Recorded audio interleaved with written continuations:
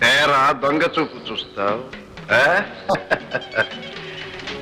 నువ్వు ఒక న్యాయవాది, సత్యమూర్తి, కృష్ణమూర్తి.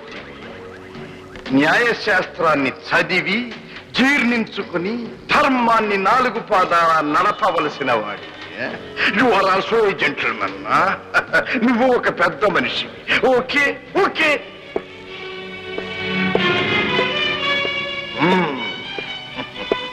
మీరందరూ పెద్ద మనుషులు.